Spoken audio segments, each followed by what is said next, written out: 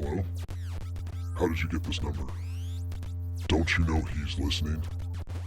The 13. He's here. You have entered the 13, a place where real stories about music, touring, and the beyond are told. Music does something to us. We all experience it in our own way. It can affect our senses, transport us through time, and release emotions. On this podcast, we will talk with people about the power of music and the beyond. What does the beyond mean? Let's find out together. Turn on your metronomes because this time is about to be tracked. What is going on, everybody? I'm Ryan 13, and you have entered the 13. Today, I'm joined with the high priest of distortion, Marzi Montazeri. Marzi, how you doing, man? Thanks for coming on. I'm doing so good. I haven't seen you in so long. Just to get I to see know. your face, man, is making me very. I'm delighted. To Yeah, be here. dude. I mean, I haven't seen you. When we talked today, we've been talking in text, and then we talked today on the phone. I got to hear your voice again. I was like, oh my God, it's been so long. This is great. That's really nice getting to communicate with you. I'm really grateful for this. Absolutely. Hey, dude, I'm grateful for this. Thank you so much. Very well. So for the people who don't know Marzi, would you tell the people a little bit about yourself? I'm a guitar player, songwriter, producer from Houston, Texas, and I love watermelon juice. Yes. That's pretty much. I'm a refugee immigrant kid that moved here in 1978 from Iran, and then I've lived in Houston for most of my life. I've lived in parts of Louisiana and other places too, Missouri Sure. and California, and when I moved around, but Houston, I proclaim my home. Awesome. Yeah, we met at Mars Music back in the 90s. I think you were hawking guitars. Yeah, I think maybe Mars Music. Was I working there? I feel like you were working there. Like, Yeah, I I used feel to like work you were, with Mars. you were behind the counter. Yeah, I was in Mars Music, I believe 2001. Okay. Yeah. That actually sounds right. Cause I was in high school and Big Mike worked there too. Yeah, he was And- security. And I love Big Mike. And I heard this dude, shredding. I was like, wait a minute, who is this? He was so humble too, man. And whole synergy that we had at that music store was pretty cool. I was a manager there at the guitar and like amp department. It was a lot of fun. That was actually 2001, I believe. Yeah. Okay. Right. That sounds right. Because I remember coming in, I was in high school. I was in my first band. Me and my bandmates would come around and we were like, who's this Rob Zombie guy behind the counter? That's Marzi. Okay, Marzi, cool. And then we talked to Big Mike. I've known Big Mike since I was like 11 or 12. And yeah, he was like, no, that guy knows how to fucking play, man. I was like, oh, Hey, okay. Big Mike's a beautiful soul. There was another guy at the store. He was a manager before I was the manager. His name was Jim Powell. Okay. And he really looked like Rob Zombie. Did he really? Okay. He totally looked like Rob Zombie at the Right time. on. Maybe I got everybody confused. I mean, God, People thought him and I were brothers. We would 20 actually years ago. walk together to go to the mall because there was a mall next door. So we would go, to the food court to have dinner sometimes. Right. Yeah, people would thought we were bros, and he is actually a brother of mine. As are you, man. Yeah, absolutely. Thank you. You're my brother too, man. It was so good to hear your voice today. And that food court at that Chick-fil-A and the food court at Memorial City Mall, which I don't even know if it's still there anymore, but I used to live there. I want to say Memorial City Mall is still there, man. Yeah, I'm sure Memorial City Mall is still there. I haven't been in it. I don't know anything about it. It's same here. I haven't been to a mall in a long time. My dog just walked in, so let me shut the door here. Yeah. Hello, Memphis. Hi, Memphis. That's a beautiful dog. She's also a rescue, so. Awesome. But she was found in Galveston, actually. Oh, okay. And my Man, daughter. Galveston has a really interesting coyote issue right now. Really? They have like these really big coyotes that look like they bred with red wolves or something, and they're on the island. It's like a Really? Yeah. Google it. It's weird. That's wild, man.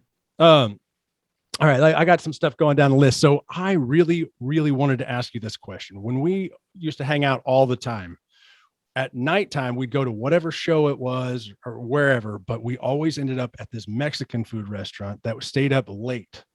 It was open late, and it had a drive-through, but you could go inside too. And I can't remember the name of it to save my life. I want to say it was called Ruchi's. Okay. And it was over, where was it at? Man, there's a couple of them. Westheimer and Winrock, I believe. Okay, yeah, that sounds right, because that's where we were hanging out. Or Chacho's. It was Chacho's.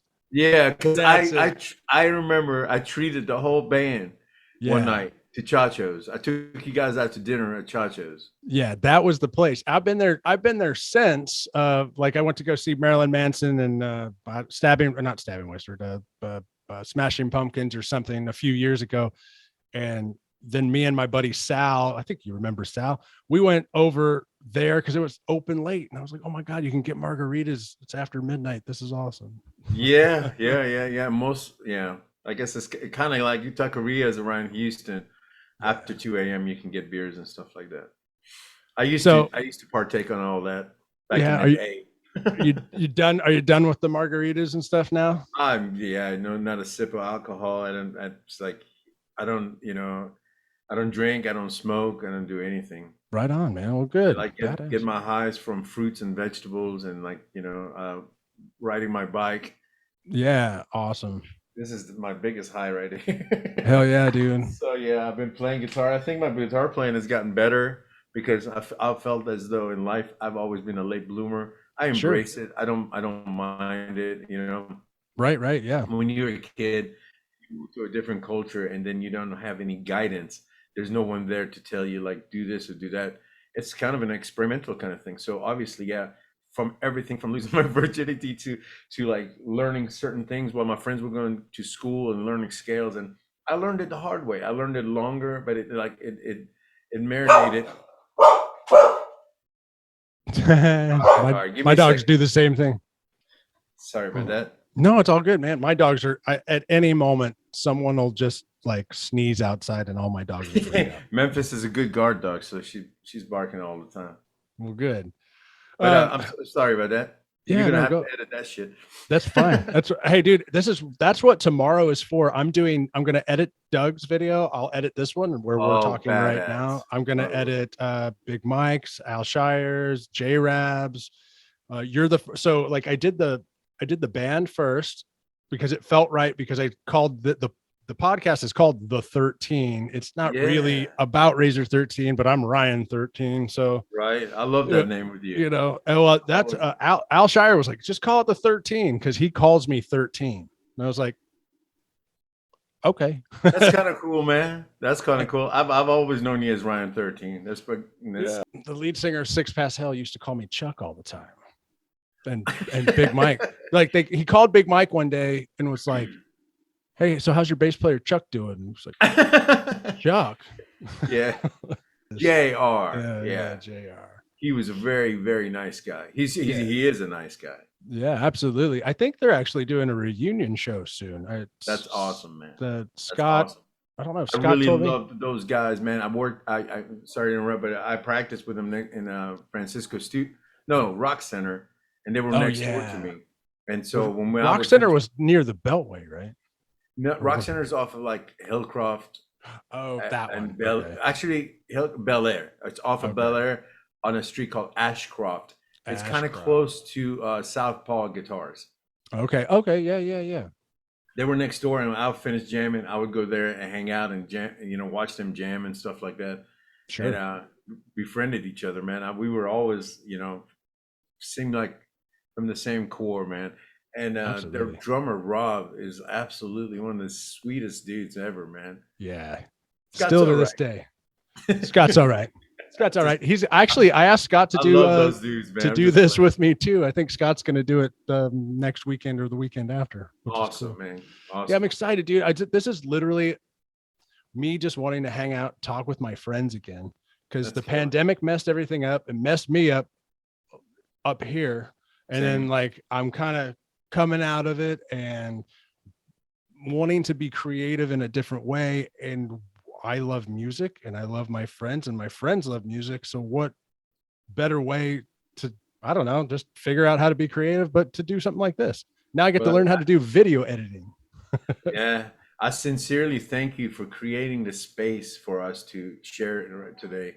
Oh man, thank you. I very appreciate that actually. And you made the effort to actually, after pandemic, I totally, uh, I'm with you on same sentiments about, all that's happened to all of us, Yeah. across the planet.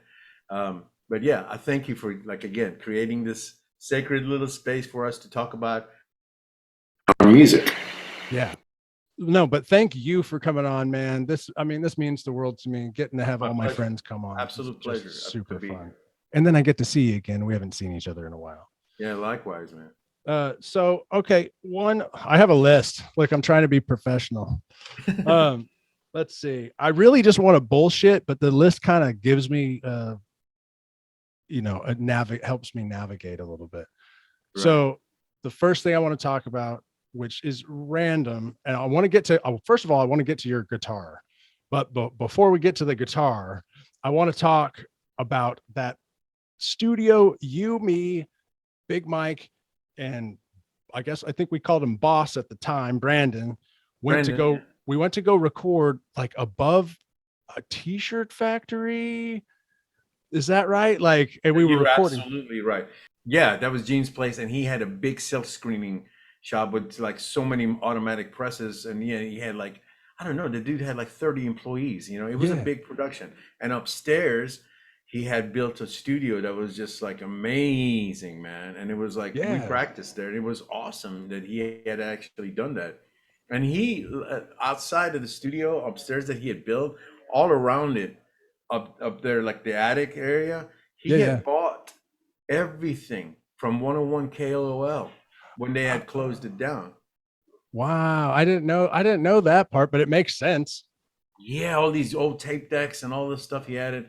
And Gene lives in Costa Rica now. Does he? And I'm going to, he had an accident in Houston. He was working the forklift. He had an accident at work and he hit his head.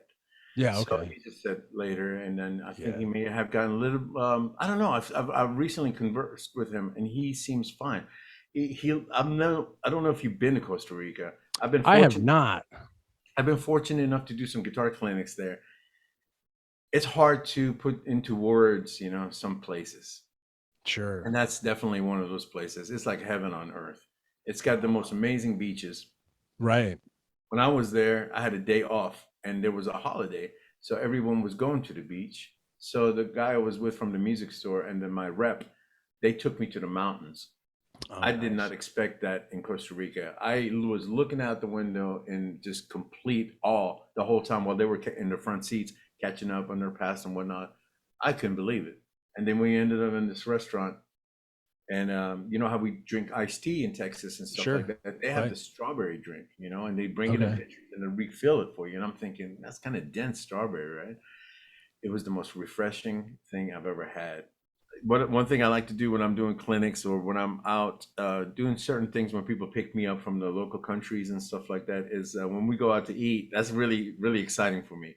I love cuisine from around the planet. Sure. And, when they give me a menu, I just push it forward, man. I'm like, you tell me what I should get. That's right. I really like to be surprised, and I've never been let down. I'm talking breakfast, lunch, and dinner. I've never been let down. I've been in Nicaragua, and I've had like a meat thing going on over there. That was just like, what is going? Amazing people. Like a hibiscus drink, and like I've tasted some really interesting stuff that I wish I could like somehow bring back here. But that's part of the experience, and it was hell yeah.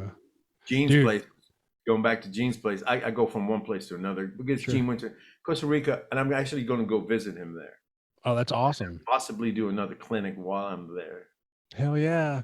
Well, tell him I said hi, man, because some of my best memories of starting Razor 13 was going there, recording Blacktooth Grin, Life Uncertain, and another song, just demos, but I had a blast because I'm in a real studio.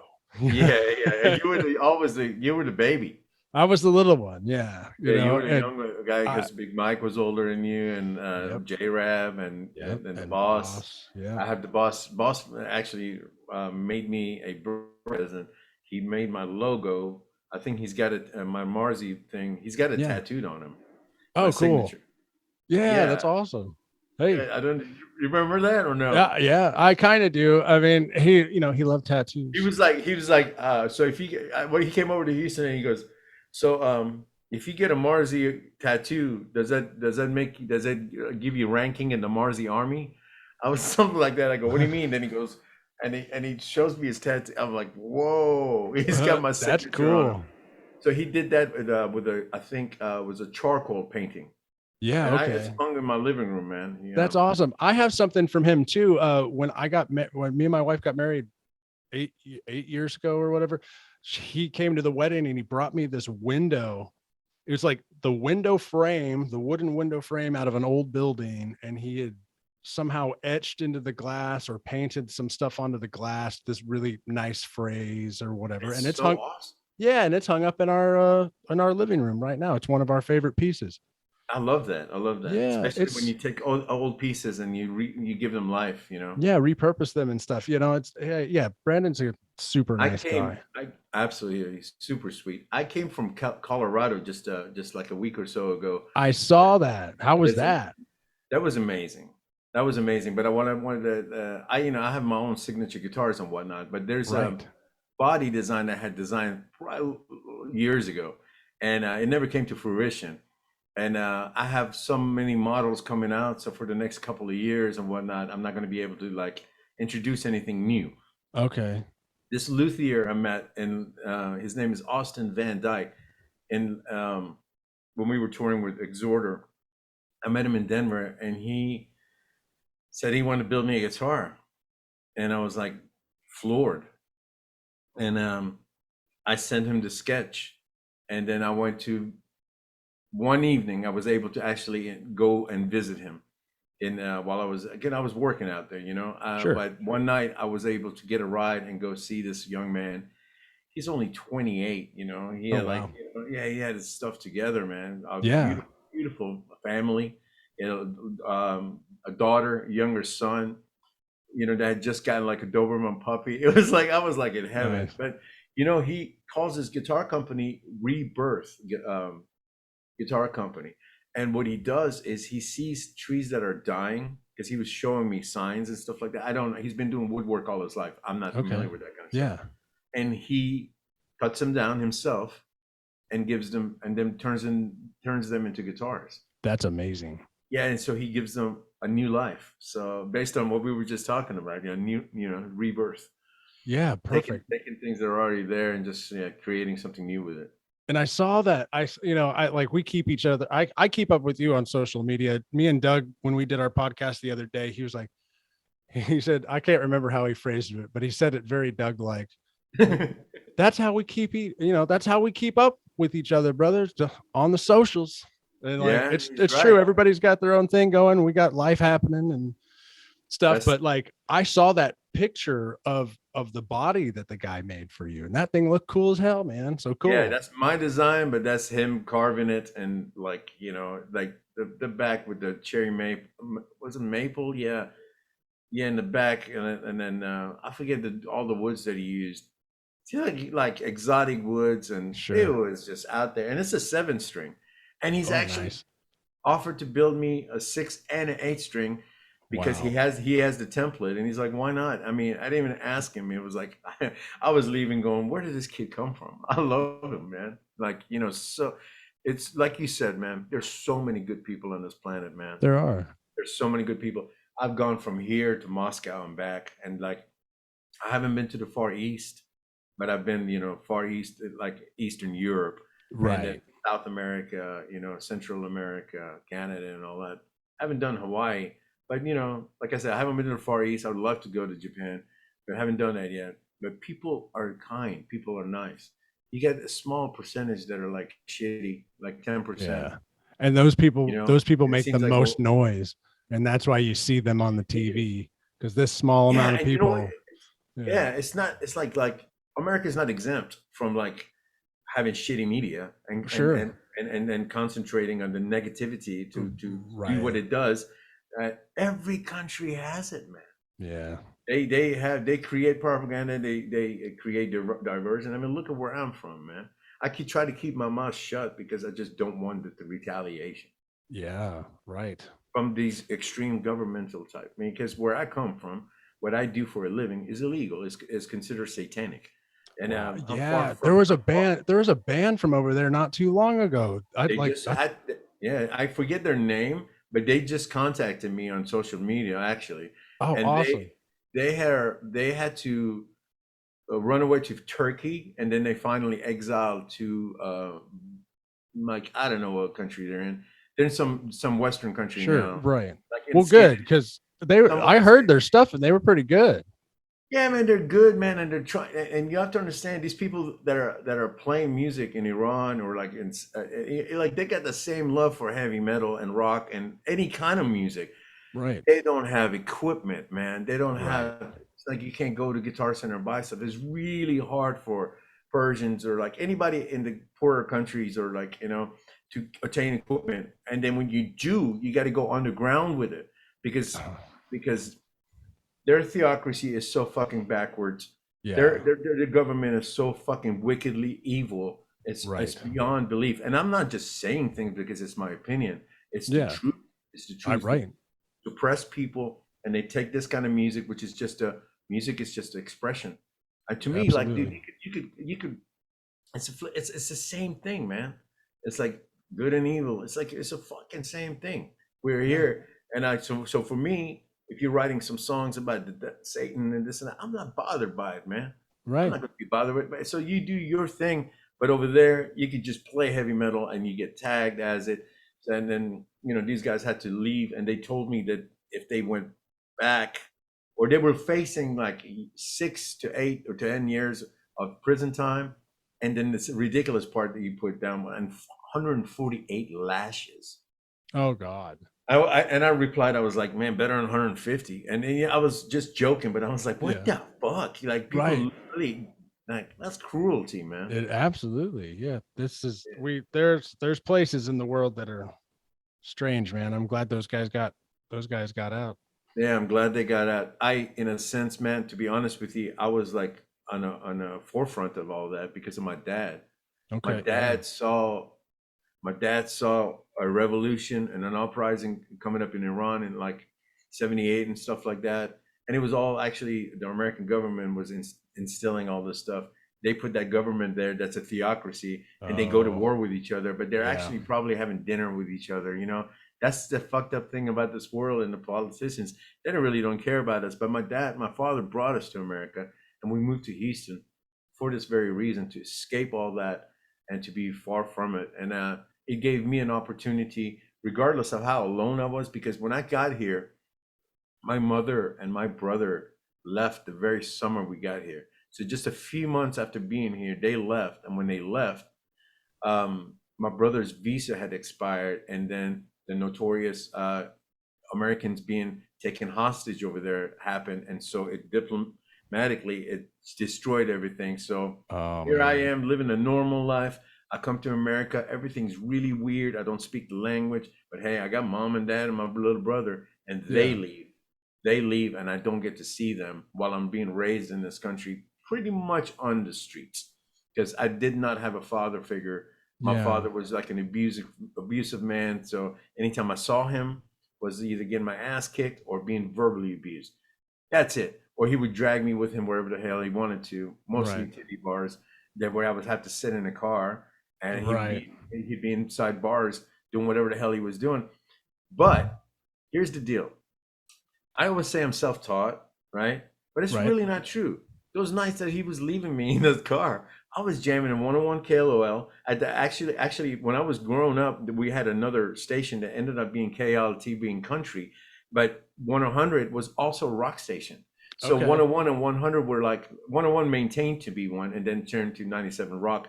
But it was everything. To Yeah. my virgin ears, Pink Yeah. Floyd, Van Halen, Led Zeppelin, Black Sabbath, You know, I mean, dude, man, my life, Cheap Trick, I can go on and on and on and on. Classic rock is in my roots, in my blood. So my whole story's been kind of like organic. Yeah. I never had a guy go, hey man, check this out. It was just like things that I discovered on my own. Like the first time I heard Funeral for a Friend, uh, from uh, Elton John. It's just epic instrumental beginning. I was like, whoa. Then it landed to a song. It took me on a journey. Zeppelin would take me on a journey. Pink Floyd did that with took me on a journey. And you know, Van Halen just kicked my ass, man. Yeah. That Dude, was my to this day. Those are all I agree. Those are all me too. Same stuff. Maybe at a slightly different time because you know, I'm a little younger, but like the exact same group.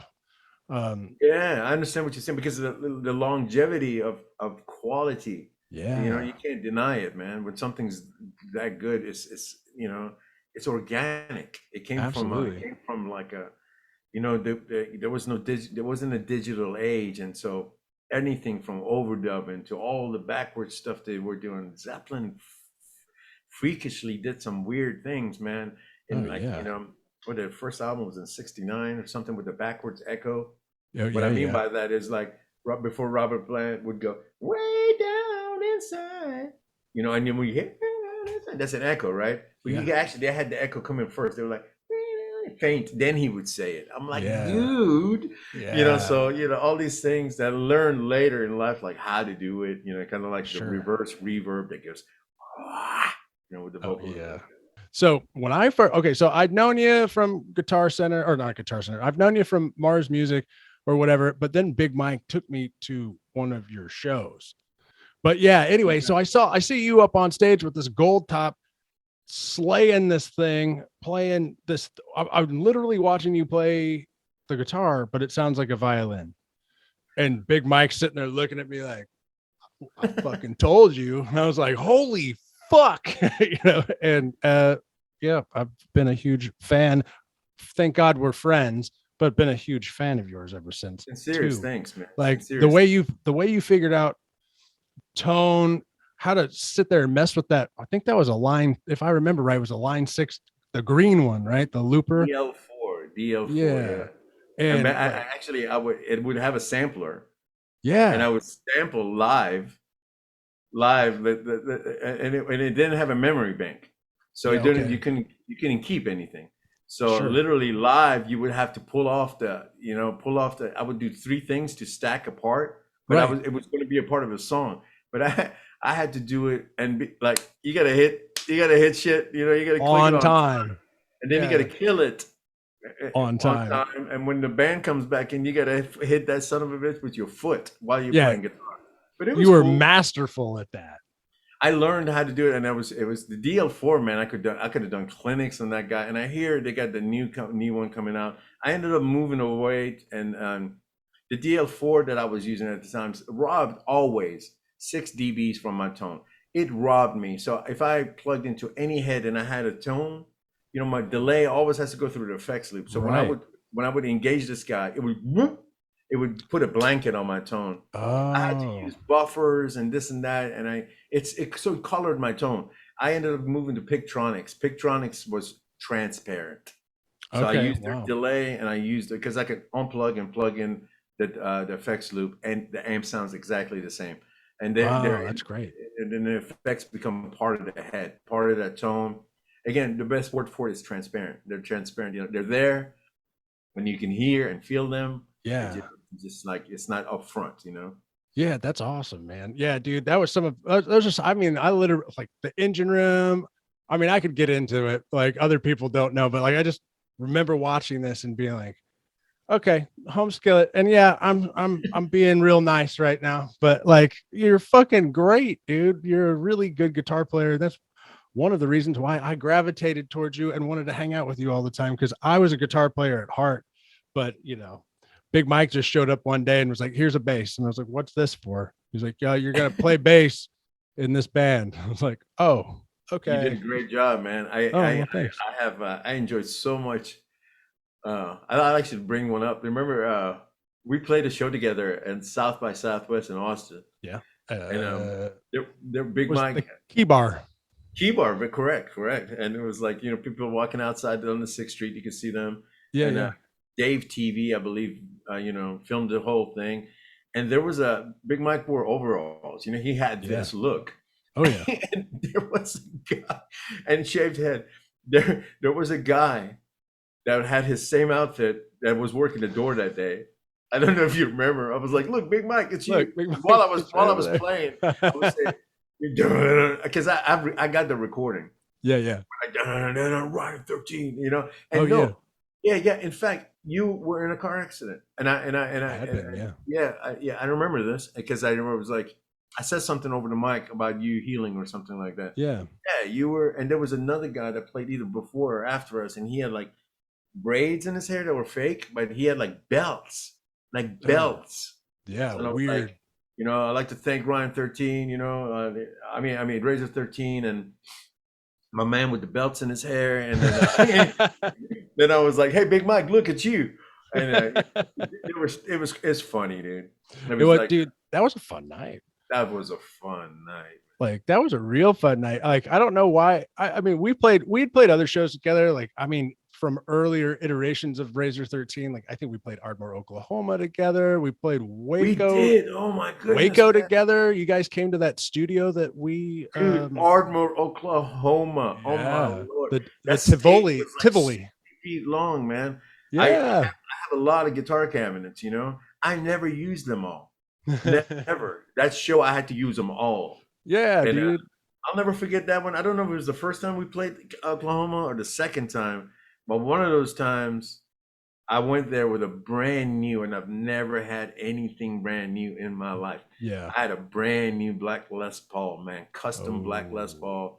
And we went to the, actually Big Mike was with me, and I was going to show it to him. I even remember, like, close your eyes.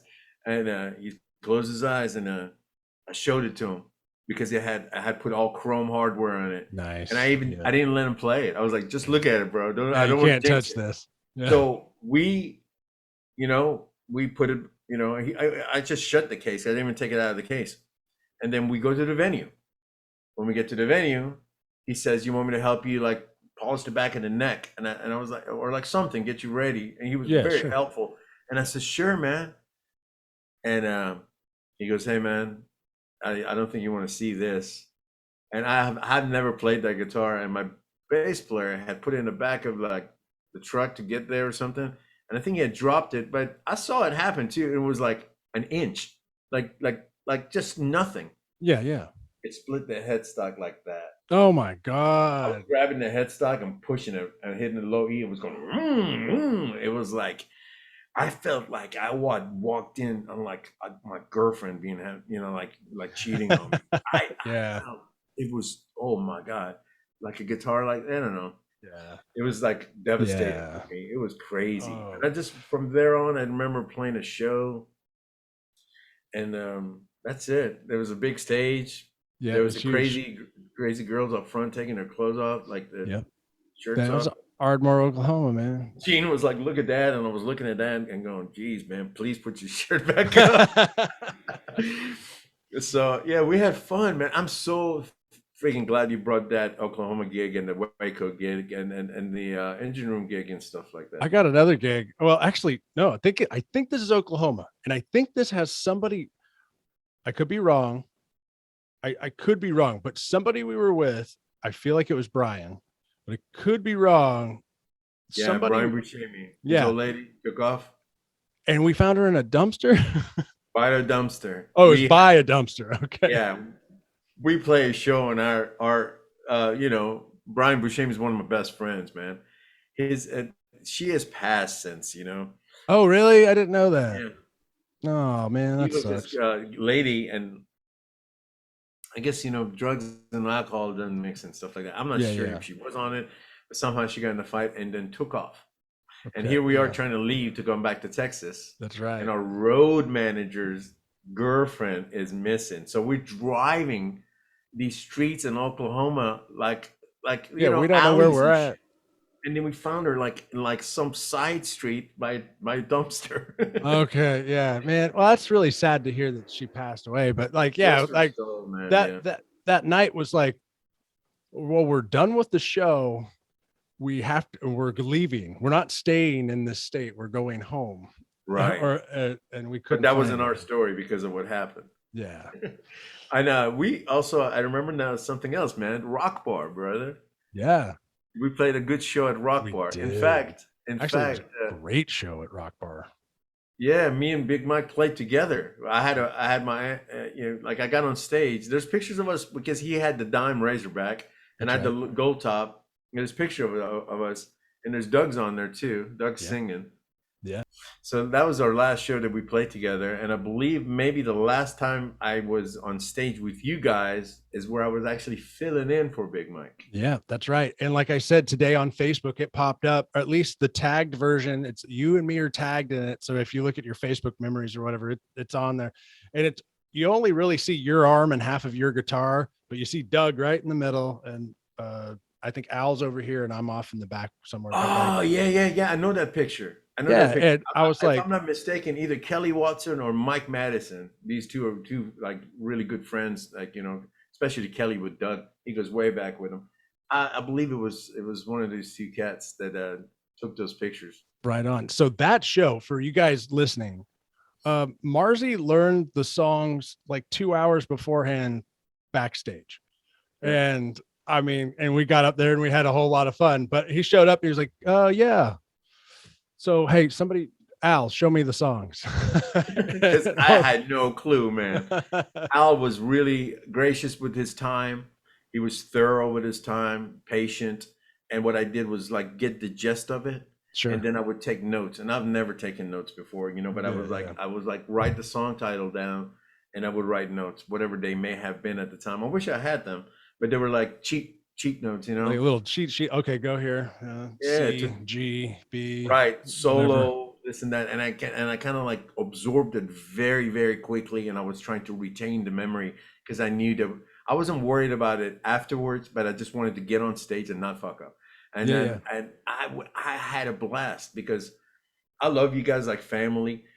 Yeah, Doug is more than an inspiration. He's more than a brother, It's just like he's an icon, man. He's a legend. He's so much, and he's humble and he's kind and I still was like for me it was a big deal. I didn't want to be up there as his equal. For me, it was like it's like, man, I'm getting to jam with my heroes, man. Yeah. And it was the same thing. We shared the stage one more time at Dime Fest in California, in Hollywood somewhere. Okay. And we jammed 2 songs or one. I don't forget. But Dave Lombardo played drums for us. Oh, cool. And that's cool. Oh, so cool. Especially when Dave Lombardi runs up to me and Doug, because me and Doug are shooting the shit, and Dave comes up and he goes, "Hey, how's it going, guys?" He goes, "4 count, right?" And Doug and I look at each other. We're like, "No, bro." And we don't. I'm sorry, by the way. We do Manic Depression. Yeah, right. Okay. Oh, okay. The whole thing is in 3s. Yeah. So we kind of chuckled and said, "No, man, 3. The whole thing's is 3." And we did down, down, down, 1, 2, 3, down, down, down, 1, 2, down, down, down, down, down, down. Dave, if you go back and watch it, Dave still did 4. He went pss, pss. On the 3rd hit, Doug and I went ba-na-na, but Dave hit the 4th hi-hat and was like pss, pss, pss, and fell apart. And then he came on. He got back on in the 2nd one, and we continued to play it. And I just learned it like I had learned that song and This Love. Oh yeah. Just kind of like a week before I got up there to play it. I played This Love with Mark Zabon, a killer guitar player, beautiful person from a band called Kill Devil Hill. Yeah. We jammed that. And then I think prior to that date of doing that, I had done the Randy Rhoads gig because it was all during NAMM. And that was a big blessing because I got to jam with both Rudy Sarzo at one time and then Phil Soussan playing bass. Yeah. So they were both, Phil Soussan played with Ozzy and wrote the song Shot in the Dark. He wrote it. So I didn't know that. And his last band when he was in England was signed to Swan Song label, which was Led Zeppelin's label. Wow. Yeah, Ozzy just came out with a new song today I too. heard Everybody Ozzy came out came with out with a song. new song. Megadeth, Ozzy, Megadeth, Spirit Box. I'm missing someone. Oh, King's X, of course. King's X today. Like today was new music or new single day, apparently. It was killer. Ozzy's, I heard, has Jeff Beck featuring on this song. Yeah. I haven't heard it. That right there, rises my curiosity. And I heard he's got a lot of guest artists on this. And I'm glad. It's Ozzy. It's unbelievable talent, man, that he's still doing this thing, man. Yeah, no shit. Yeah, I've always been a fan. I've been a fan since I can remember. In fact, Big Mike turned me on to Ozzy. He also turned me on to Iron Maiden, Slayer. I'd already known who Metallica was, but like he got me my core growing up.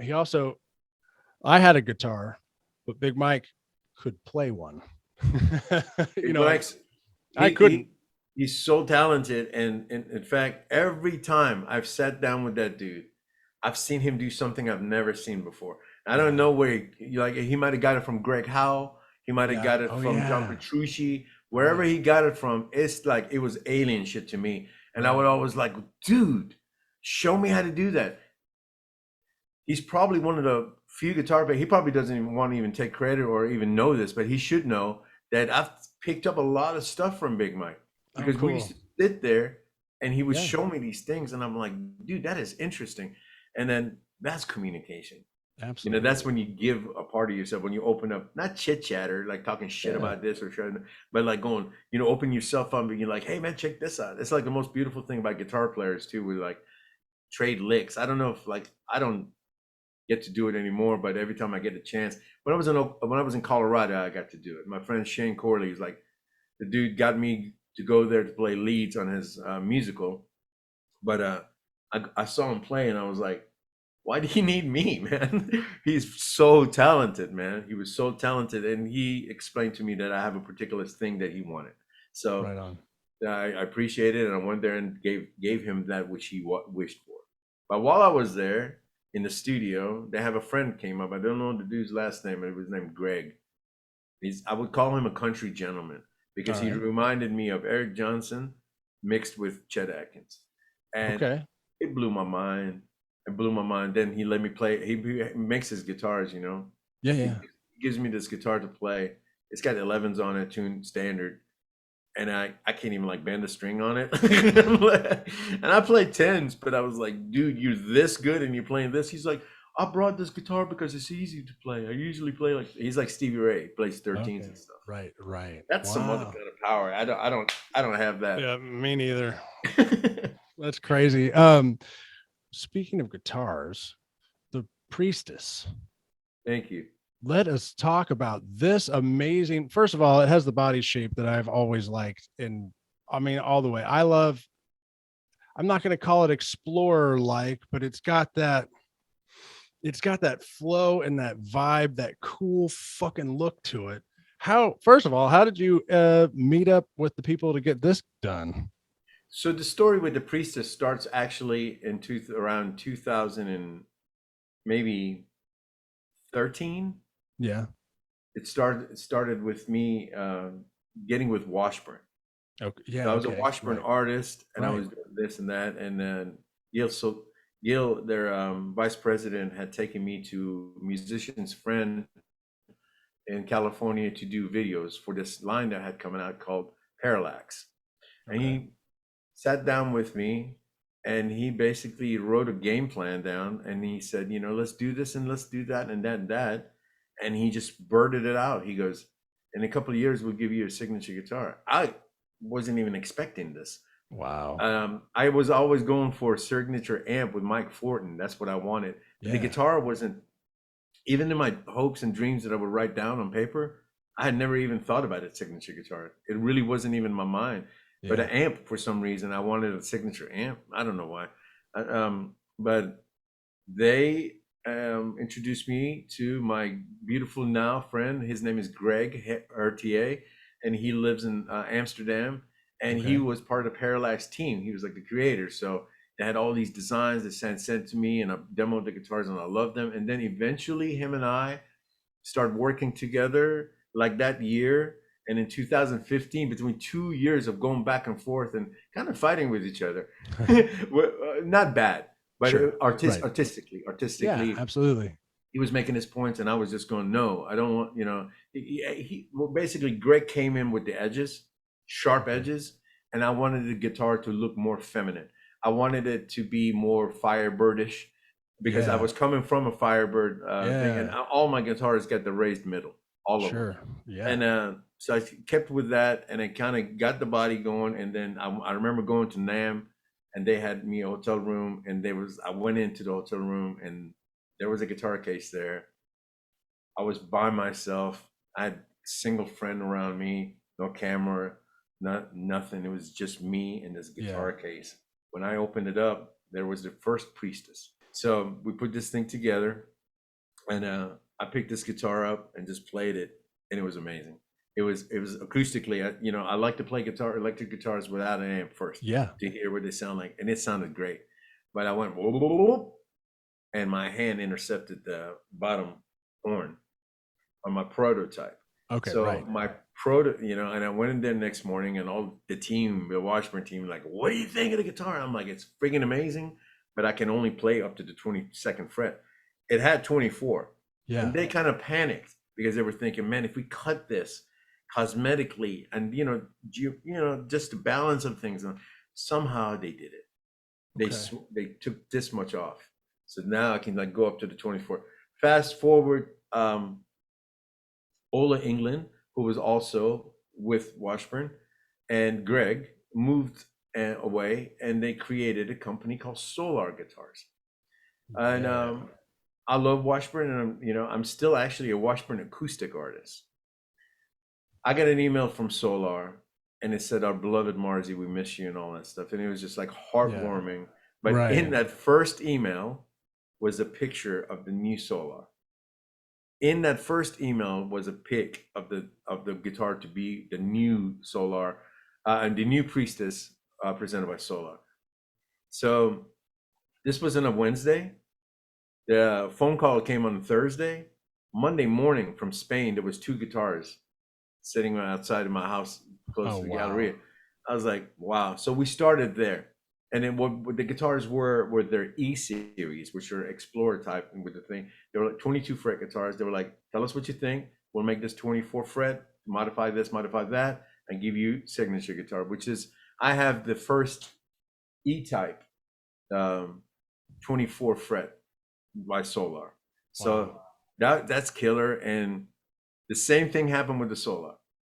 The first one they gave me, the prototype, it was just a little too shy at the end. And I was like, man, so I have 2 guitars here that are prototypes from 2 different companies that are just one of a kind, because they went and modified it before they mass produced it.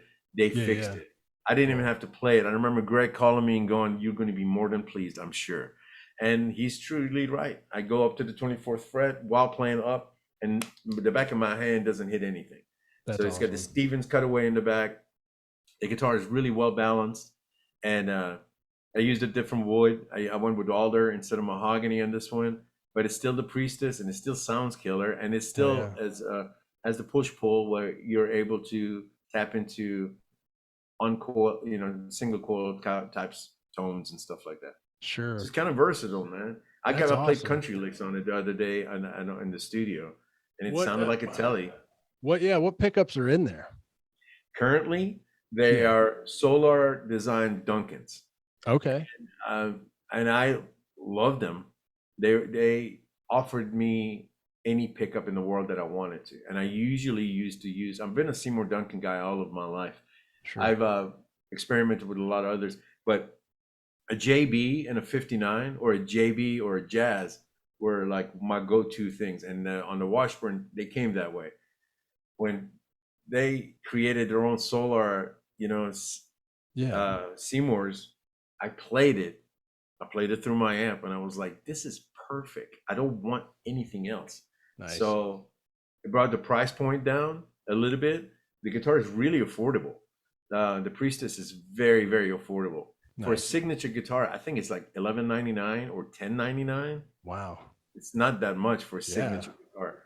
And so Speaking of it, if you don't mind, I will go ahead and just like blurt out something that I've been keeping for a while now. Absolutely. Hey, I can't show you pictures of it, and I won't tell you how many string it has on it, but I will tell you that I have a new guitar coming in August from Washburn.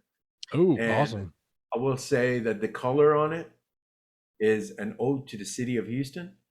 Oh, and awesome. And I'm going to do a photo shoot with actually a 67 Plymouth GTO that's out actually the same color.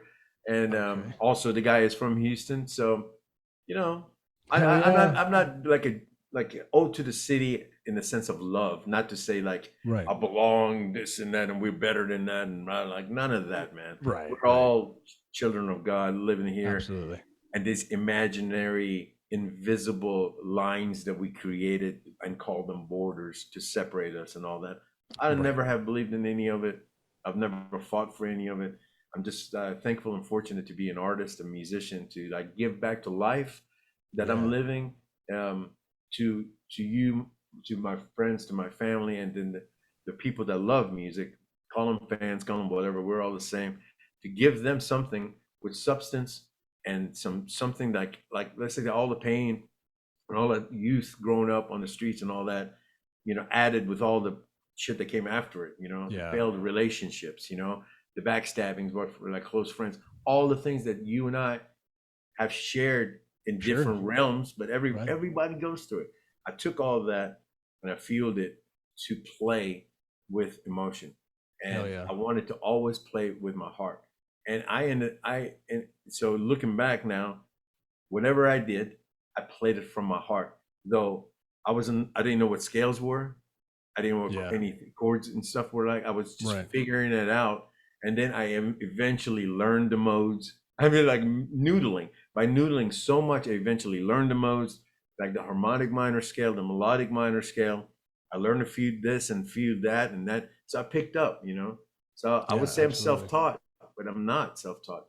There's so many great men and women before me have paved the way to make it rather easy, even prior to um, YouTube, which is like the most Sure. amazing tool now. Because It look, is. it's not bad to be able to tap into this information and to start off over here. Guitar playing is on another level, man. It You is. know, the cat from Periphery and his Oh, style. I've heard this, like John yeah. McLaughlin, Al Di Meola, and Paco de Lucia. I've heard them do all this stuff. Sure. And in the modern day, a young guy like that to take musicality and instrumental music to this level, it's amazing. And then Mateus Sato, I forget his last name, the Brazilian guy that looks Japanese. I think he's Japanese that was I raised. know who you're talking about. I can't think of his last name either. Plays like water. Yeah. Like how do you explain that? Water. He moves chords like people slide notes. Yeah. He moves chords like that as he's moving. He's like he moves chords, and it's like it's when I hear him play. It's chord melody. Chord melody playing is bass, guitar, Yeah. rhythm, melody, all of it all in once. And I hear freedom, and it gives me hopes to want to like it. It's making me, and still to this day, since I'm unorthodox and self-taught, Yeah. I'm doing nothing but learning, man. Right. Like Hell all yeah. the time, all the time. Not that I sit here religiously watch it because I don't have Sure. the time for it, Right. but I do pick up. I do pick up sometimes. Something will come on Instagram and I'll screen record it. Zach Wilde said, I don't even know, 15, 20 years ago or something. I heard him in an interview and they asked him like, well, do you still practice or whatever? He goes, he said something like, fuck yeah, I still got a guitar teacher. it was Zach Wilde, So it's like I think always learning is part, you have to. Being young and being when I was young, and then having a hero like Randy Rhoads and picking up Guitar World and Guitar Player magazine and hearing this guy continuously talk, like it goes with him. Like the legacy he left behind, I think everybody knows. Because in his interviews, when he was touring with Ozzy, he would look for a local guitar teacher to go get a lesson from. Right. This guy was 24 years old, was a guitar teacher. Yep. He wanted to be so much better, and in most cases, he ended up giving the guitar lesson himself. Right. to the guy because he had more expertise. But he Yeah. went and actually sought it. He I went and know. sought after Yeah. something, after perfection, after just being better. I mean, Randy Rhoads, I ended up having a guitar given to me by a guitar teacher, Chad Iveson, who was introduced to me by Big Chad, Mike. oh my God, You know, Chad. incredible guitar Yeah. player. Yeah. Chad's amazing. I think he lives in Austin now and he's still doing his classical stuff. I love that guy to death. But he Him and his got brother both. he got a guitar from Big Mike's little brother. What that was a Randy Rhoads Flying V. It was red and it had the little tiger stripes in it, and it was a Jackson, and it was fantastic. And I had it for like 10 years, and then Gabe wanted it back, and I guess I've never seen it. I shouldn't have never given it back to him. I actually have the Razorback too. Big Mike gave me the Razorback. It's sitting here in the closet waiting for him to reclaim it. Yeah, he At needs some to be point. play. I think yeah. I don't know what's going on, but Big Mike is a very, very talented person. I He's know that super talented. he composes music, and whatever he's doing, he's just whatever he plays or touches, man, it's like kind of like next level. Speaking of Big Mike, I asked Big Mike, I said, "Hey, I'm about to do a podcast with Marzi. You want me to ask him anything? Like, what would be a funny story?" He said, "Get him to tell the story about how he called me Big Bike."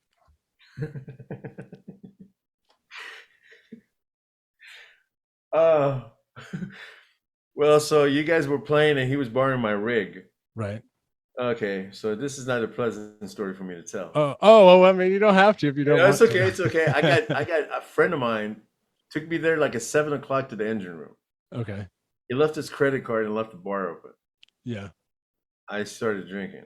Okay. By the time you guys were going on, I was at a booth, I think, passed out, and and Mike couldn't get it working, right?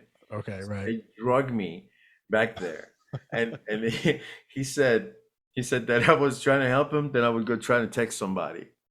He was like, and then he realized that we finally got it working. I think, it was like it was minor, but I had a semi-complex rig that I had put Yeah. it together. It was a Right. preamp, Marshall power amp, this and that, and it had like Yeah. a sonic maximizer, and like things have cables and stuff like that. Right. I wasn't coherent at this time to Sure. work, and I remember being on stage, and I went towards the wall to the right, and then just projectile out. And then we went somewhere, man, and I just came up to him and I said, I don't know why, I don't know how it came about, but I couldn't say his name, Yeah. Okay. Big Mike. And I called him Big Bike, and I was like, I want to ride the big bike. I wanted to jump on top. I was trying to jump on the back of his shoulders. They haven't given me a piggyback ride. Yeah. Is what it was, and I was like, So since then, I've been calling him Big Bike. I've had him in my phone as Big Bike, but just because you called him Big Bike, and I didn't even remember. I kept saying, I want to ride the big bike. I want to ride the big bike. And I was trying to jump on his shoulder. There was another show y'all played, and it was my birthday. It was a club. Man, there's so many shows. Yeah, we But played. I went to attend this one to see you guys, and I had that soccer mom van. And again, I was drinking at the time, and there was I think White Castle hamburgers. Yeah. And I was tossing those at you guys while y'all were playing. I don't know. I got rid of the whole box, man. Big Mike said I was fucking just throwing the burgers, man, on stage. And I don't remember any of this, but man, we can laugh at it now, man. Somehow I made it home that night. I was like, dude, what the hell was I doing? And when he tells me that I was doing it, I'm like, I'm so sorry, man. But he turns around and he says, it was no, funny. dude, that was fucking awesome. You remember that? I drank a lot. I drank a lot back then too. So I maybe don't remember. I'm sorry if I hit you with a White Castle burger when he was playing. That sounds like I would have loved it though. Man, that's what I'm saying, man. It's rock and roll, man. Things like that don't happen all the time. I attacked my drummer at Fitzgerald's one time because he messed up like really bad, and I lost my cool, man. And I was like, man, I regret that for the rest of my life. But it was just like, thinking about it now, I was thinking like, dude, that was pure emotion, unfiltered, and who cares? I mean, Kurt Cobain used to jump into, do all this. I was like, people that went there and saw that, they saw something real, man. Yeah. I was like, at least you guys saw like, I saw it. I saw Aerosmith get in a fight on stage. Oh, wow. Aerosmith. I saw Joe Perry and Steve Tyler, where Steve Tyler turned around and looked at Joe Perry at the Houston Summit around Christmas. I don't know when. He turned around and said, "Fuck you." Man, dude, it was like the whole summit. It was called Still the Summit. Everybody was like, "Oh," and then Steven just stormed off. Yeah. And there was just like 1 or 2 minutes of nothingness. It was weird. Then Joe Perry got on the mic and he did Red House and he did Let the Music Do the Talking, which was on his album before Aerosmith put it on their album. Oh, wow. He did 2 songs on his own, and then they brought Steven back out and they finished the show. And I was like, dude, that is rock and roll, because that didn't happen last night in LA or wherever. I got to see it. Yeah. Yeah. Like that happened at my show. Yeah. I if you don't mind, I will tell you one more incident. Yeah. I went to see Mr. Bungle because that band, when they came out, and when that album came out, it was like the biggest breath of fresh air I've ever had. I was tired of glam. I was tired of grunge. I was tired of like superstitious kind of like stuff, this and that. I was just tired of it, man. Yeah. And somebody introduced me to this, and it was like it lit me up. They were moving and shifting through musical styles with complete command, writing silly lyrics. Mike Patton's a flipping genius, man. It's you might laugh at it because it's like My Ass Is on Fire or whatever is the name of the song title, but when you listen to it, you're like, dude, who composed this? Yeah. And you see the Brian Eno, I think, composed it or something. I hope I'm not wrong in that. And then if I am, I apologize. But that moved me. So I went to see them at the Vatican. Oh, the Vatican. Right. And they had this band opening up for them that had like TVs and stuff like that. And then when they got on, they just made noise. I'm talking about nasty feedback. And I was like, and Mike Patton had a mic and he was like swinging it. And every time it would go by the monitor, it would go, because they had distortion on it. Yeah. And they did it over and over and over again. And it's like, on stage, a second is an eternity. Right. They did this for a few minutes, man. Wow. We're waiting for them to go into the song, and they didn't. And guess what happened? People started leaving. Right. And then when the people left, they started the set. They like cleared the crowd. I've never seen anything like that in my life. I'll fast forward it because my jaw was dropped looking at them. This dude's playing keys, playing sax, and then, doing the horns and then playing guitar. Towards the end, this girl jumped on stage and Mike was doing this with her. He had his arm around her and they were both headbanging. Yeah. She reached over and she went to pull his mask off. Oh. He violently threw her down. Oh, wow. Which is not cool, whatever. Right. But then he went after her, like to punch her. And Whoa. He went off the stage. And when he went off the stage, the mic stand was right there, and it totally cut him.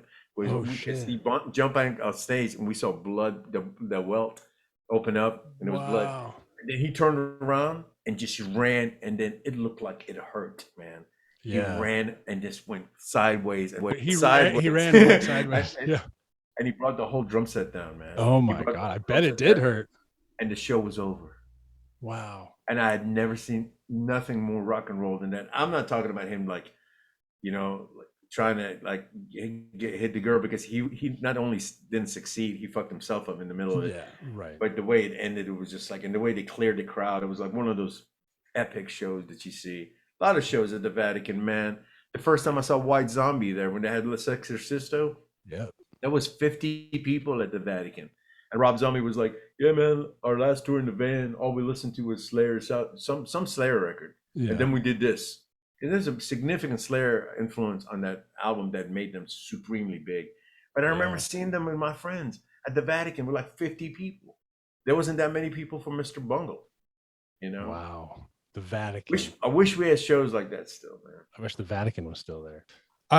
Dude, I've actually had just so much fun shooting this shit with you that like I've kind of forgotten about it. Like, I tell you what we could do, we can create part 2, and let's do part 2.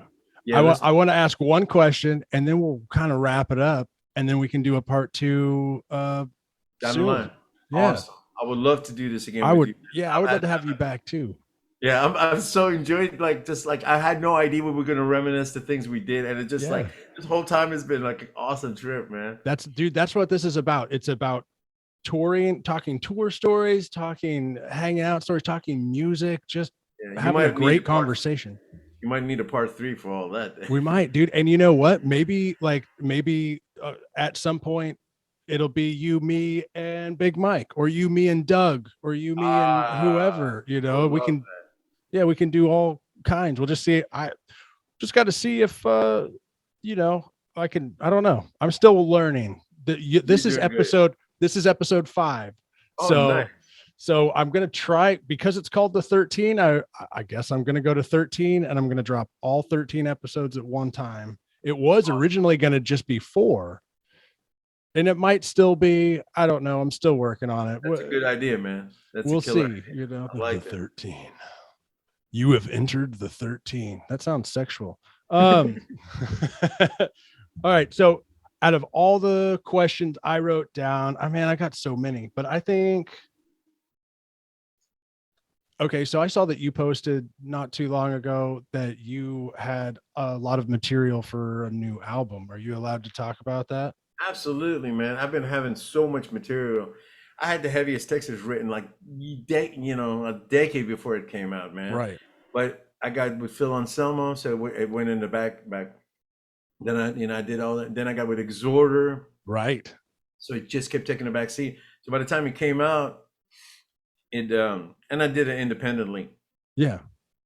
I don't think it deserved to get the not attention. It got not very much attention, and it deserves to, because Kyle Thomas did such an incredible job on this thing, man. Vocally, I had triple tracked my guitar leads like Randy did. I've never done that before. I produced that album I produced an album that I did with Ripper. I made sure. Oh, and I love that one too. I love both of them, but like that, you started doing these, sorry to interrupt you, but you started doing videos for this one, right? I started doing videos for this one. And then I tried to push it, but it just like it kind of like I went to tour with Exhorter to come back to pursue it. Sure. And then my business partner at the time, he had changed his heart about it.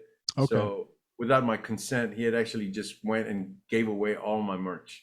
Everything that albums, CDs, posters, hot sauce, he donated it all. I managed to get the shirts, the hoodies, like the merchandise, like the little mini guitars and albums back. But my hot sauce, my CDs, and my posters have vanished, and they're nowhere to be found. Wow. I can't find them online, and it's like it's pretty fucking shitty, because I had posters before I got into that partnership, but more High Priest of Distortion, and this is like the stuff like back there, that guy right there. Yep, I see it. That one, my friend Kyler Sharp had made all these posters. He even made the Illegals posters. I kept that synergy to keep people from Houston and artists and stuff like that I need to bring them up. Even my own son did the album cover for The Uprising, Yeah, I know. Yeah, that's awesome. Kid. I was like, I remember people going, man, people can say the kid drew it. And I'm like, yeah, my son drew it, man. I don't give a shit what anybody says. Yeah. This is my art, man. Go ahead. Absolutely. And give your opinion. But you know what? If you drop that needle, if you put that CD in or whatever, play it on your iPod, it's good work. And those albums were done because of my need for having to put out something that I thought sounded good. Sure. I was not happy with the Illegals albums, 3 of them to be particular. War of the Gargantua is I think is probably I can deal with that one. Sure. But the main album, man, and the EP that came after it, I worked too hard, and I played too damn hard and worked on this stuff too much, man. And I got like double guitars. I quadrupled guitars on that. Right. And then when you put on the Phil Anselmo and the Illegals Walk Through Exits Out, it's a unique record, but sonically, it's one of the shittiest records I've ever heard. And You know, you think, and I will tell you, this is honesty, man. Yeah. I remember I called Philip and I told him, and I said, "Do you remember what you told me happened when Mike Tyson lost? When Mike Tyson, he told me that he cried when first time I gave. Because he's passionate. I love Phil to this day, and we communicate. By the way, I'm not talking shit about anybody. Sure. Yeah. I'm saying, when I heard this, I dropped off my son at soccer practice. I was in this thing in soccer mom van, listening to this album. So Walk Through Exits Only was like my career wise at the time, my single biggest accomplishment. Sure. Right. Playing with the singer for Pantera and all. Right. Yeah. And it was the biggest disappointment of my life at the same time. So it canceled each other. It was frustrating. It was frustrating. And then, well, I loved it, but I could only imagine if you put how much work you put into it, and then when you put the album on, the drums are up front. Then it's the vocals, then the guitar. Yeah, maybe the bass is even louder. Yeah, it is weird. It is weird. It's really boomy, and it's like there's definition isn't there. So I was determined to do the Uprising. Yeah, I contacted Ripper. Ripper and I had previously played with Bobby Blotzer of Rat. Us three and a couple of guys from Houston or something. We did Hellbent Forever. It's a tribute to Judas Priest, and we did a song called Exciter. Yeah, I just did the leads. That's all. But we knew each other, so I contacted him and I recorded these songs. It's an EP. It's got 6 tracks, but only 4 songs. I wrote the intro and the outro, put 4 songs in it, and I was happy with it. I was like, sonically, this shit you put in your car and stuff like that, it sounds good. Yeah, and I proceeded to do this. But let me. I'm not going to take credit for this. I oversaw this as a producer. I got the tones, but I handed them over to this guy named Chris Collier, and that was in LA at the time. He lives in Vegas now.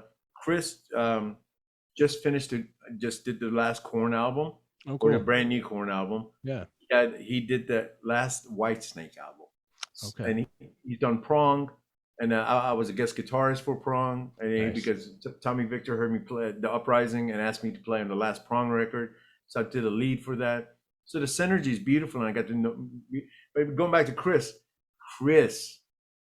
gave it that sound, and then him and I all, like anybody else, we go back and forth, we fight a lot, Right. He's got his ideas, and I'm like, man, I'm the artist, all this, but when we pushed and pulled, and it was a loving affair, and we made it. And then we did it again with Heaviest Texas, but Heaviest Texas, I took a different approach on guitar. I used less gain. Okay. And I asked Anup Sastry, the drummer god, to play drums on it. And that, and again, Kyle Thomas, Anup, Chris played bass on it, and I played guitars on it. It was my best performance because I took my time and I did a lot of soul searching, because just like Michael, just like a statue you see, or like they got to chisel away at a rock to get to it. It's not easy, but that piece that they're working on, it's inside of it. Sure. And that's how I approach these solos and songs. They were, especially the solos, were really tough for me. Once I made the arrangements and the songs were there and the solos were the last thing, I had to spend like 16 hours playing this little section just so I can get an idea of what I mean. So it's like fishing. But then, something catches your attention, and you're like, okay, like one note comes out, and then you embrace it, and you go from there. It's like a really long and tedious process. And for me, I had to write it because I was going to attempt it 3 times. So that's like, even if I had whatever squeal or something like that, I had to recreate it, and I had to do the same solo 3 times. So on that record, we didn't turn up the leads. Sonically, it was speaker hard left, hard right, and one in the middle. It created mass, because there's 3 of them in there. So it just was louder on its own. And I'm really proud of that record. And hopefully people will go and visit it and check it out. And then now, going back to now, it's like I've got 10 songs for Heaviest Texas. Yeah. But I've got a new band in Houston. I've talked to a new bass player. I had a new drummer. I won't mention them by name. I love and adore them. Okay, so I wrote a bulk of material that I was taking with me to when Exhorder was on tour with Overkill and COVID hit, I told the guys, I was going to go home and write a record. So I went home and I literally worked every day like anybody works, you know. I wake up in the morning, grab a cup of coffee, I go in there and I'm soul searching for these songs, man. You know, and I got my computer and I got my monitors and I start building a little mini studio. Sure. Meanwhile, I was catching drum tracks that were on YouTube in the style of like Slayer. Seriously. Right. And I was getting them as MP3s and I'm putting them on my Studio One, and that was my drum track. And I was writing songs to like drums that I hadn't programmed. So it was like, but it was still creative and it was neat. So that's not that I used any of those stuff, but I started working towards like I ended up coming up with a ton of material. Some of it, like the song Funky Sun, I ended up, it's a promotional thing, ended up being for Solar. It's like a minute and a half where I do the Van Halen thing. My dog's on the couch sitting with me. I don't know if you've seen the video or not. It's on my YouTube channel. I might have. It's just an instrumental. Because I'd done Coffee with Ola, and he was asking me, how do I do these triplets? So I did that. Well, all that came around the same time. I did. Got a little violin bow, and I was doing acoustic music, and then I was writing thrash and like extreme metal. And because like this party, you know, what you don't know what you're gonna come up with. So I started working on those songs and crafting them. We went on the road on this last trip. I decided I didn't want no part of that band. Yeah. You know, I love Kyle. I love Jason. Yeah. But I didn't want nothing to do with that band. Yeah. Like I wish them nothing but the best. Sure. This is personal. If people want to take sides like they always do on social media, they jump to this side, they jump to that side. Yeah. I don't care. I should say I don't mind. I don't mind at all. Go do what you want to do.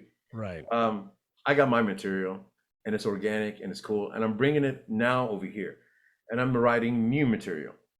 And with that said, I've got a second band that's going to be a cover band.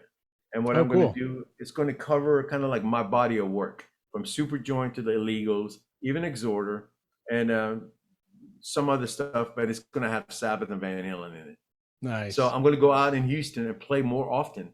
Hell like you know, pubs and stuff like that. I don't really care. It's not going to be a big concert event. I'm going to get out because I really enjoy playing guitar. Absolutely. And the way my life's been going, the intervals are like way too long for me to be out on stage. So I'm not doing that. I'm going to have a local band in Houston to play out the cover stuff. And I have another band from Houston that's going to be completely brand new original stuff. Awesome. And I may not right now because of the COVID situation. Sure. I've been asked by a band that I grew up with listening to go play overseas. Oh, cool. One of the shows is at Wacken. I won't say who the band is because he's just like I even wrote on my social media the other day that I was going to do Wacken. Yeah. But that might fall through now because of the COVID situation and stuff like that. So, you know, it's been up and down. In fact, I'll be honest with you. I was supposed to play Manor Fest and I was supposed to do a ship cruise this earlier this month. Yeah. All of it fell through because of it. So, you know, that's why I don't kind of go online and say, because you never know, you know, I mean, when I joined Superjoint Ritual, I told my friend Wayne Halen, who just passed away, actually. Wayne Halen passed from COVID. Sorry. You knew Wayne, I think. Everybody, Wayne, Yeah, he passed away from COVID. And it sucks, dude. I want to pick up my phone and call him and tell him all this stuff. Right. But I remember at the time I said, listen, don't tell anybody I'm playing in Superjoint. Like, don't tell anybody this, you know, because you never know it might fall apart, which it did for me. And I went to his house. The next time I went to his house, he had these friends over from Huntsville. And this guy's like, hey, man, I heard you playing in Pantera. I said, that's Huntsville. I said, that's my best friend, the guitar god, and, you know, Daryl. I said, I am playing in a side band with the singer for Pantera. Right. Superjoint. This was before it was out and stuff like that. But so that was a pretty good impression of Huntsvillian. Dude, we can do a whole episode on my accents. I'm pretty good at this. I'm keeping it low and I'm just talking to you as if like we would. Right. You know me, man. I'm cartoon, man. I know.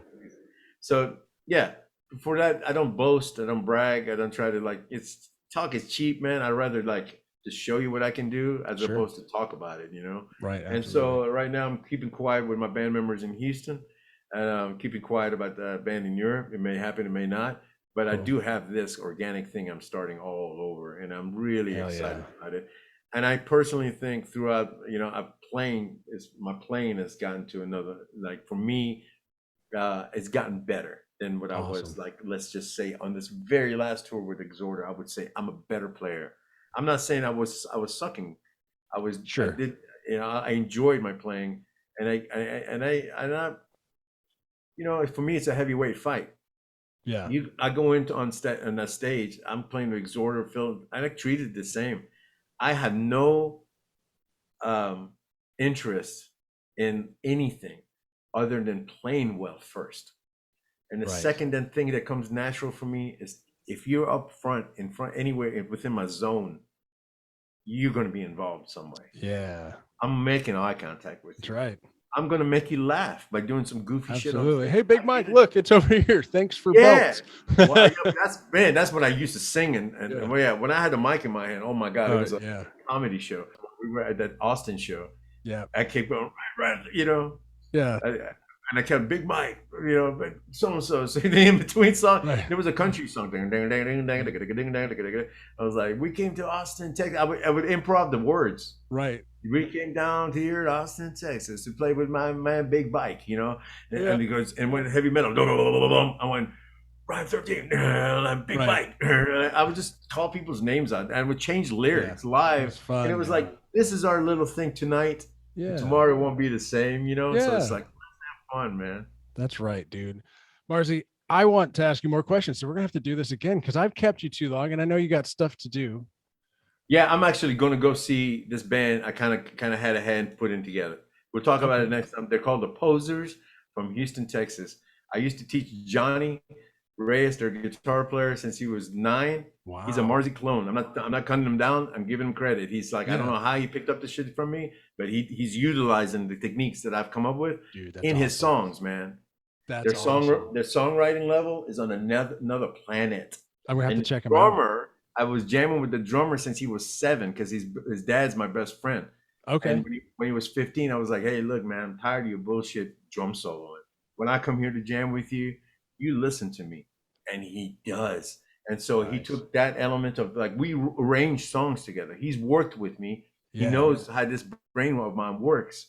We did like 3-4 songs, maybe even more. He took what he knew, plus inherently how good he is and how much he practices. When they needed a drummer, they had this insane, crazy bass player that sings. Their songwriting is crazy. It's like it captures feeling and emotions, man. They're called the Posers. The Posers. So I'm about to send my love to your fans, to you, to everyone watching, and I'm going to go watch the Posers. Dude, go watch the Posers. I'm writing that down because I'm going to come check them out at some point. And they're playing at 9:30, so I got 28 minutes to make it downtown. You better hurry up, dude. I love you. Thank you so much for doing this, brother. Thank you so much for asking me to be on it, man. It sincerely means a lot. Yeah, like I said, man, you brought back memories. Dude, well, we got plenty more to talk about on the next one. I'm embarrassed of it. Okay, man. Go have fun, dude. Man. I love you too, brother. I'll talk to you soon.